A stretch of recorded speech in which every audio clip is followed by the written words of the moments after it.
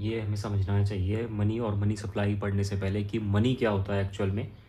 Money एक medium of exchange होता है, एक माध्यम होता है जिसके बदले हम कोई चीज़, कोई कमोडिटी, कोई सामान परचेज कर सकते हैं, जो कि एक अथॉरिटी यानी गवर्नमेंट आपको डिफाइन करती है। कि जैसे इंडिया में करेंसी नोट्स होते हैं, कॉइन्स होते हैं, कि इंडिया में 2000 के नोट भी थे, अभी 1000 के नोट भी थे, 500 के नोट हैं, 5 रुपये के सिक्के हैं। ऐसे कई देश दुनिया में हैं जिनमें 10,000 के नोट भी हैं, 1 रुपये का भी नोट होगा। तो इस तरह से ये करेंसी नोट्स या सिक्के जो होते हैं, इसे मनी कहते हैं, जिसके माध्यम से आप कुछ परचेज कर सकते हैं। और इसी मनी को, जो इस मनी के बारे में बात की गई है, नोट या करेंसी नोट या कॉइन के बदले आप कोई सामान लेते हैं, उसे फिएट मनी भी कहते हैं। एक फिएट मनी क्या होता है? फिएट मनी एक अथॉरिटी यानी आपकी ये गवर्नमेंट जो भी इसको इशू करती है।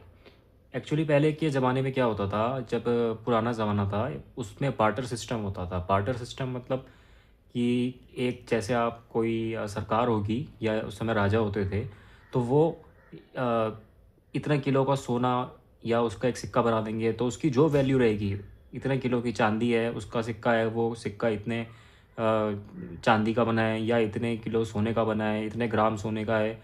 उसके बदले में अगर सिर्फ 5 किलो आटा आता है तो आपको 5 किलो आटा मिलेगा। तो आप ऐसे एक्सचेंज करते थे। तो उसमें एक्चुअल में पूरा पैसा लगा होता था, वो अपने आप में एक चीज़ थी, आप उसको पिघला के भी अपनी मतलब सोना बना सकते थे और बेच सकते थे। लेकिन अब जो इस समय फिएट बनी है, ये होती है, ये मतलब किसी फिजिकल कमोडिटी जैसे सिल्वर या गोल्ड से नहीं बनी होती है।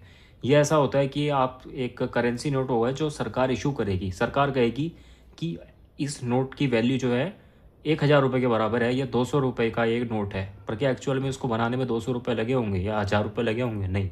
उसको बनाने की एक कॉस्ट होती है, 3 रुपये 4 रुपये एक नोट के होते हैं। तो सरकार वो नोट छापती है, उसमें सरकार का पैसा लगता है उस नोट को छापने में। जो अथॉरिटी होती है गवर्नमेंट, वो इशू करती है इसको। तो सरकार का उसमें पैसा लगा होता है, लेकिन सरकार उसको, उस पैसे को जब सर्कुलेशन में मार्केट में लाती है, तो उससे सरकार जो रेवेन्यू कमाती है, उससे सरकार उसको रिकवर करती है, उसकी प्रोडक्शन कॉस्ट को। तो इसे फिएट मनी कहते हैं। आपके जो भी नोट्स हैं, करेंसी नोट, 200 का नोट हो गया या 500 का, 5 रुपये का सिक्का हो गया, उसे हम फिएट मनी कहते हैं, जो अब चलती है। मोस्टली हर देश में इस तरह से ही चल रहा है। इसी टॉपिक में आगे एक टर्म आती है, सीनियर एज। सीनियर एज कोई ज़्यादा डिफ़िकल्ट टॉपिक नहीं है। इसमें एक्चुअली इसका मतलब ये होता है कि प्रॉफिट या फिर लॉस जो आरबीआई या गवर्नमेंट को होता है पैसा छापने में, क्योंकि एक नोट करेंसी का या फिर 5 रुपये का सिक्का या 10 रुपये का सिक्का छापने में पैसा लगता है गवर्नमेंट का पहले। सपोज़ एक 500 रुपये के नोट को छापने में 3 या 4 रुपये लग रहे हैं, तो वो 3 या 4 रुपये सरकार को लॉस हो रहा है पहले, फिर वो छप रहा है, फिर वो सर्कुलेशन में जा रहा है मार्केट में। तो उससे जो पैसा रेवेन्यू कमाएगी सरकार, तब जाके कुछ फ़ायदा होगा। तो सीनियर एज का मतलब यही होता है कि जो उस करेंसी की फेस वैल्यू है, मतलब कि उस करेंसी पर अगर लिखा है 500 का नोट, या उस पर लिखा है 2000 का नोट, या उस पर लिखा है 10 रुपये का नोट, तो वो उसकी फेस वैल्यू है, minus the cost of production of that currency note.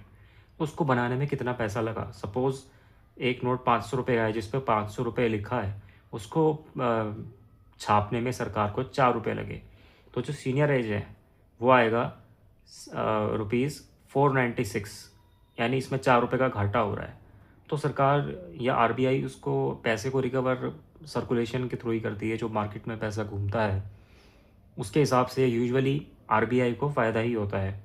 और आरबीआई कुछ पैसा अपने पास रिटेन करके आगे गवर्नमेंट को दे देती है। वो गवर्नमेंट और बाकी बैंक्स वगैरह उसको सर्कुलेशन में लाते हैं और फिर उससे प्रॉफिट होता है। मोस्टली हमेशा आरबीआई को इससे फ़ायदा ही रहता है। लेकिन एक टाइम ऐसा आया था, फाइनेंशियल ईयर 2016-17, अगर आपको याद है, डीमोनेटाइजेशन हो गया था नोट का। 1000 रुपीज़ के नोट और 500 के बैन हो गए थे, यानी उनकी जो लीगल टेंडर कुछ नहीं रहा था, वो उसकी फेस वैल्यू ज़ीरो हो गई थी। तो लोगों ने बहुत सारे नोट जलाए, वो ख़त्म, मतलब अब उसके बाद वो कागज़ हो गए थे खाली, उसकी कोई वैल्यू कहीं एक्सेप्टेबल नहीं था। तो उस टाइम पे एक ही साल के अंदर आरबीआई को 90% ऑफ, जैसे एक्चुअली हुआ ये था कि 15.5 लाख करोड़ जो करेंसी थी वो डीमोनेटाइज हो गई थी। तो उसमें आरबीआई को हैवी लॉस हुआ था, बहुत हैवी, क्योंकि 90% जो करेंसी डिमोनेटाइज हुई थी यानी कि 15.5 लाख करोड़ की, उसकी 90% करेंसी आरबीआई को सेम ईयर 2016 में फिर से प्रिंट करनी पड़ी और वो बहुत हैवी बर्डन आया था।